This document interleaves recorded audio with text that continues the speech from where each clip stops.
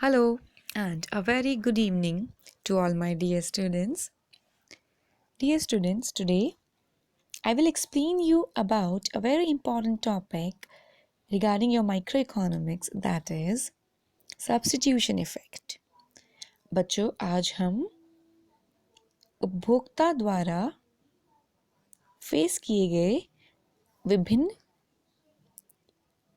प्रभावों में से एक महत्वपूर्ण प्रभाव के बारे में पढ़ेंगे जिसे प्रतिस्थापन प्रभाव कहा जाता है. Economists often separate the impact of a price change into two components.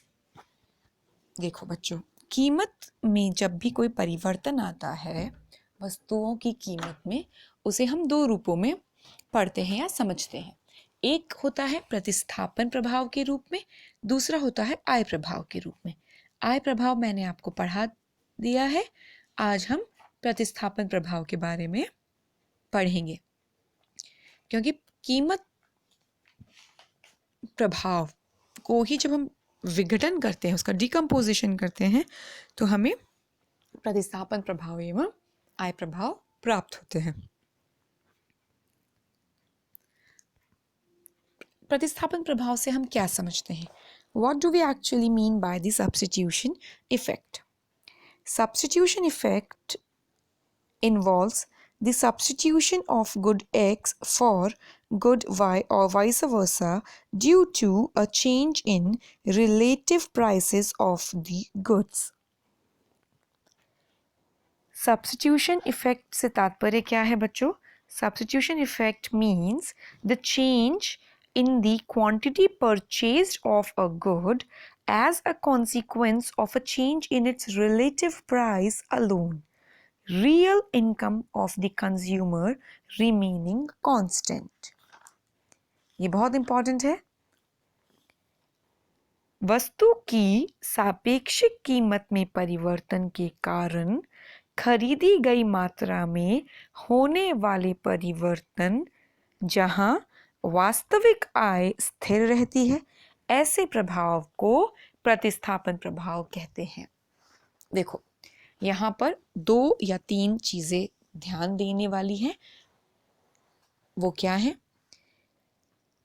वस्तु की सापेक्षिक कीमत में परिवर्तन, मतलब एक वस्तु की कीमत में परिवर्तन का प्रभाव रिलेटिव, मतलब दूसरे वस्तु की कीमत का प्रभाव एक वस्तु की मांग की मात्रा पर पड़ेगा. ओके, वस्तु की सापेक्षिक कीमत में परिवर्तन के कारण खरीदी गई मात्रा में होने वाले परिवर्तन का प्रभाव पड़ेगा. साथ साथ यहाँ क्या होगा?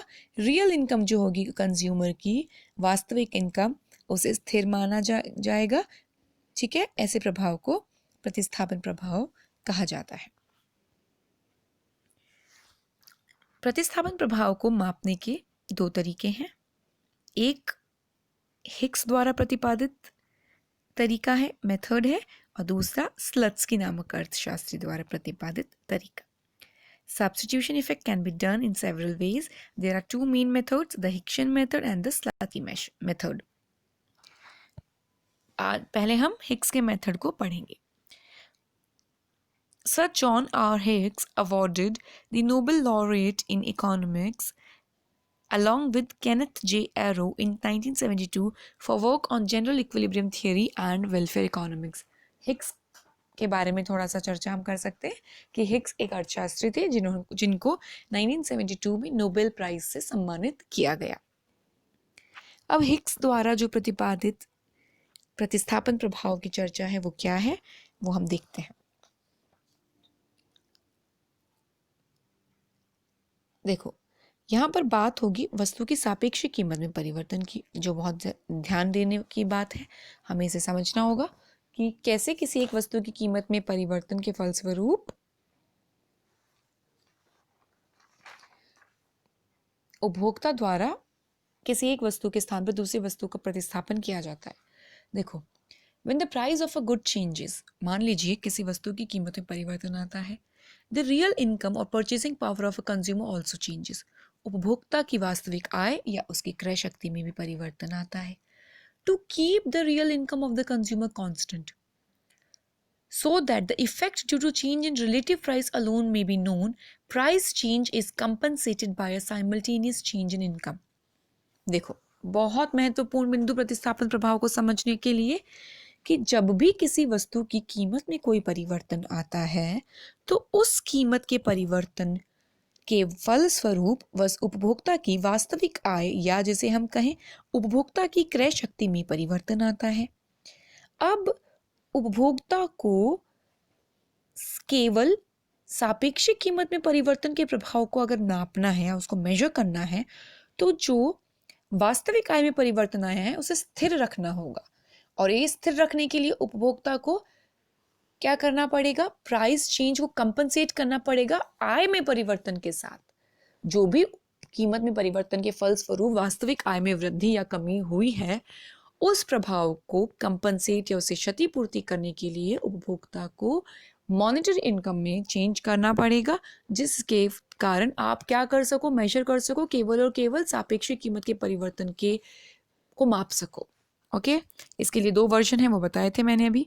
The two concepts differ in regard to the magnitude of the change in money income which should be effected so as to neutralise the change in real income of the consumer which results from a change in its price. दो प्रभाव है, दो तरीके हैं, दो versions हैं इसके। पहला हिक्स का सब्स्टिट्यूशन इफेक्ट देखते हैं हम। इन इट इसमें क्या किया जाता है, price change is accompanied by a so much change in money income that the consumer is neither better off nor worse off than before. Very important.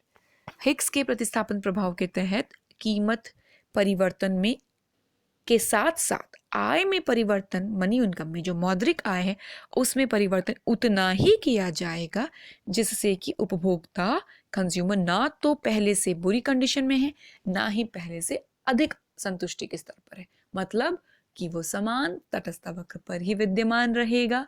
ठीक है। The amount by which money income of the consumer is changed so that the consumer is neither better off nor worse off than before is called compensating variation in income. Hicks के सब प्रतिस्थापन प्रभाव के तहत जो आय में परिवर्तन किया जाता है जिससे कि उपभोक्ता के या वस्तु की कीमत सापेक्षिक कीमत में परिवर्तन का ही प्रभाव मापा जा सके, उसे कहा जाता है कंपनसेटिंग वेरिएशन इन इनकम, आय में क्षतिपूर्ति परिवर्तन। ठीक है, इसे डायग्राम से समझना होगा। हम इसके लिए डायग्राम लेते हैं।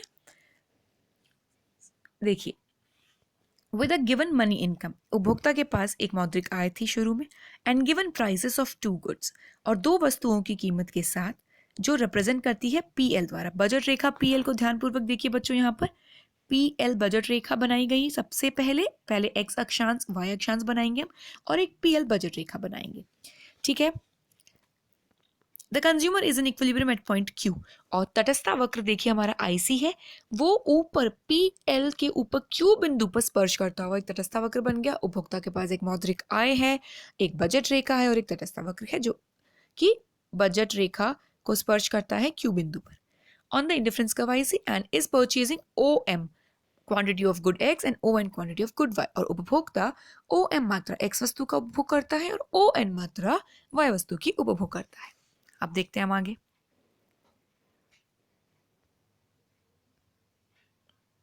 Suppose that price of good X falls. अब मान लीजिए कि एक्स वस्तु की कीमत में कमी आ गई, price of Y remaining unchanged, Y वस्तु की कीमत में कोई परिवर्तन नहीं है, यहां पर केवल एक्स वस्तु की कीमत में हमने कमी को माना है।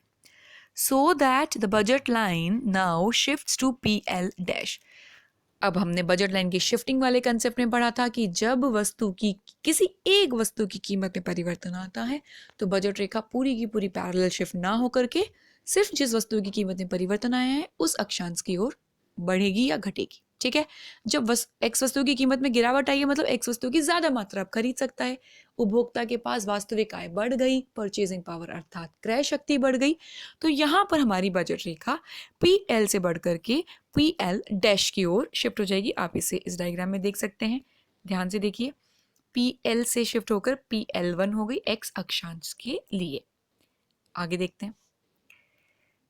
With this fall in price of X, the consumer's real income or purchasing power would increase. वो मैंने भी आपको बताया, क्रय शक्ति उपभोक्ता की बढ़ जाएगी. आगे चलिए. When some money is taken away from the consumer to cancel out the gain in the real income, then the budget line which shifted to position PL dash will now shift downward but will be parallel to PL. अब बहुत important बात यहाँ पे आई जिससे प्रतिस्थापन प्रभाव को समझा जाएगा. ध्यानपूर्वक देखिए.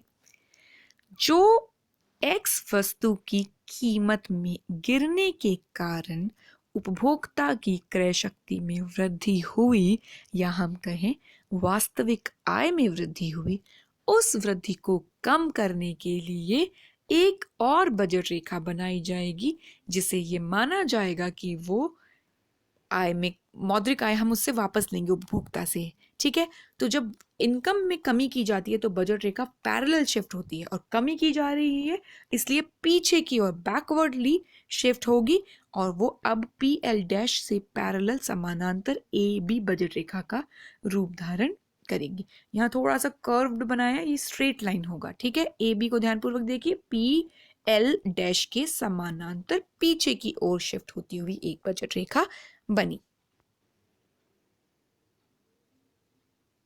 आगे देखते हैं हम.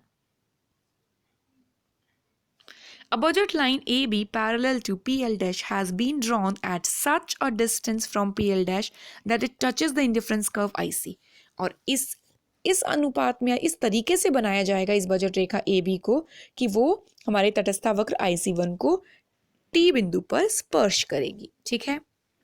ध्यान से देखिए, यहाँ पर PL डैश से पैरेलल AB बनी, स्ट्रेट लाइन बनेगा. ये को कर्व दिया, वो कर्व नहीं देना है आपको, स्ट्रेट लाइन बनाना है और IC को टच कर रही है T बिंदु पर. ओके. चलिए आगे बढ़ते हैं. PA, P से लेके A पॉइंट जो है और हम कहें L डैश B, ये जो कम हुआ पॉइंट है, is just sufficient to cancel out the gain in the real income. और ये सिर्फ उतना ही है जो कि हमारे वास्तविक आय के वृद्धि को कम करेगा. जो परचेजिंग पावर में वृद्धि आई ना, क्रय शक्ति में जो वृद्धि हो, इसको कमी लाएगा. Which occurred due to the fall in price of good X. और वो क्यों हुई? क्योंकि X वस्तु की कीमत में गिरावट आई. सो PA, देखिए यहाँ पर PA क्या है, PA बिंदु देखिए, P से A और यहाँ पर नीचे देखिए आप L डैश से B. PA और L dash B is therefore compensating variation in income. आय में क्षतिपूर्ति परिवर्तन. Okay. Budget line AB represents the new relative prices of goods X and Y since it is parallel to the budget line PL dash which was obtained when the price of good X had fallen. Okay. It can be seen from figure that with budget line AB, the consumer is in equilibrium at point T and is now buying OM dash, देखिए, OM dash of good X and ON dash of good Y. Thus, in order to buy X more, he moves on the same indifference curve IC from point Q to point T. अब वो X वस्तु की अतिरिक्त इकाई प्राप्त करने के लिए, अधिक उपभोग करने के लिए उसी तटस्था वक्र पर मूवमेंट करेगा. IC से ही Q बिंदु से देखिए T बिंदु पर आते हुए तटस्था वक्र में कोई परिवर्तन नहीं आया. Q बिंदु पर भी IC1 वो एक ही तटस्था वक्र था और T बिंदु पर भी एक ही तटस्था वक्र है. सिर्फ और सिर्फ आय में कंपनसेटिंग वेरिएशन किया गया है, क्षतिपूर्ति परिवर्तन. आय में वास्तविक आय में वृद्धि हुई क्योंकि X वस्तु की कीमत गिरी. उसे हमें पूर्ण करने के लिए बजट रेखा को हमने पीछे की ओर पैरेलल शिफ्ट कर दिया. Therefore, movement from Q to T represents the substitution effect. Thus, this is the concept of substitution effect. ठीक है. ये हुआ हमारा substitution effect, प्रतिस्थापन प्रभाव Q बिंदु से लेकर T बिंदु तक. ध्यानपूर्वक आप यहाँ देख सकते हैं फिर से. Q बिंदु से T बिंदु तक हमारा प्रतिस्थापन प्रभाव है. PL बजट रेखा थी, PL1 बजट रेखा हुई जब X वस्तु की कीमत में गिरावट आई. AB बजट रेखा हमने इंटेंशनली ड्रॉ की जो कि बड़े हुए वास्तविक आय में वृद्धि को कमी के रूप में कंपनसेट करती हुई प्रदर्शित की गई. ओके. ये तो था हिक्स का सब्स्टिट्यूशन इफेक्ट. हिक्स के सब्स्टिट्यूशन इफेक्ट में उपभोक्ता एक ही तटस्था वक्र पर रहता है. वो ना तो पहले से अधिक संतुष्टि के स्तर को प्राप्त करता है, ना ही उसके संतुष्टि के स्तर में कमी आती है. और जो इनकम में जो हमने पीछे खींचा, उसको वास्तविक आय में कमी लाई, वो था कंपनसेटिंग वेरिएशन इन इनकम. अब हम देखते हैं स्लट्सकी का वर्जन। स्लत्सकी का वर्जन थोड़ा सा डिफरेंट है, उसमें क्या हो हम देखते हैं। In Slutsky substitution effect, income is reduced not by compensating variation as in case of the Hickson substitution effect but by the cost difference। यहाँ पर लागत अंतराल के कंसेप्ट के द्वारा आय की वृद्धि को कम किया जाएगा। यहाँ पर बच्चों सेम, सपोज उपभोक्ता पहले PL बजट रेखा पर था, ओके, PL बजट रेखा पर रहते हुए उसका तटस्थ वक्र था IC1 और IC1 पर वो Q बिंदु पर स्पर्श कर रहा था बजट रेखा PL को। X वस्तु की OM मात्रा का उपभोग कर रहा था, Y वस्तु की ON मात्रा का उपभोग कर रहा था। नाउ X वस्तु की कीमत में कमी आई, सपोज X वस्तु की कीमत में कमी आते ही बजट रेखा PL से शिफ्ट होगी PL1 हो गई। अब इस बढ़े हुए इनकम को जो वास्तविक आय में वृद्धि को दर्शा रहा है, हमने AB बजट रेखा पैरेलल पीछे की ओर खींची, ठीक है। ये बजट रेखा समानांतर होगी PL1 के, बिल्कुल समानांतर होगी, लेकिन यहाँ पर तटस्थ वक्र दूसरा बनेगा IC2। IC1 जो है बच्चों ध्यान पूर्वक देखिए AB रेखा के पीछे आ रहा है।